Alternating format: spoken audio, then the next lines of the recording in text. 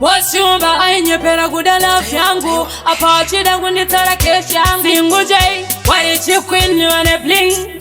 Lady D chinzo unzo yakaitika mukombi Yangariye mwana zendi chiva kumufombi Peso kandona ndichiketura maranzi Shikanzi sister aiwa mune chibanzi Ndakazo biliva ekonomi yao mashua Aishandisa kaskiri kaka mashua Aitoda kunditsara beki Ndakazvitapurira kozi nini Akazongoita china menini Ana kuzobvira hasi ana neni Karamba chinitera kwese kwandaienda Achingoti sister munenge munoita Akazongoita china menini Ana kuzobvira hasi ana neni Karamba chinitera kwese kwandaienda Achingoti baby unenge munoita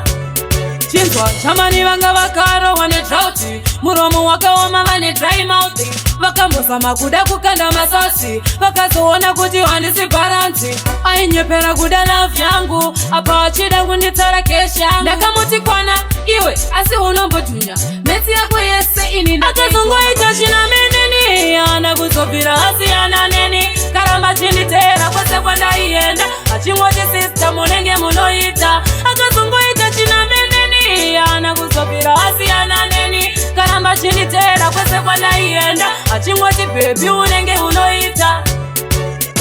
Chinzo unzo yakaitika mukombi Yangariye mwana zendi chiva kumufombi Peso kandona ndichiketura maranzi Shikanzi sister aiwa mune chibanzi Ndakazobhiliva ekonomi yao mashua Aishandisa kaskiri kaka mashua Aitoda kunditsara beki Ndakazvitapurira kozi nini Akazongoita china menini Ana kuzobvira hasi ana neni Karamba chinitera kwese kwandaienda Achingoti sister munenge munoita Akazongoita china menini Ana kuzobvira hasi ana neni Karamba chinitera kwese kwandaienda Achingoti baby unenge unoita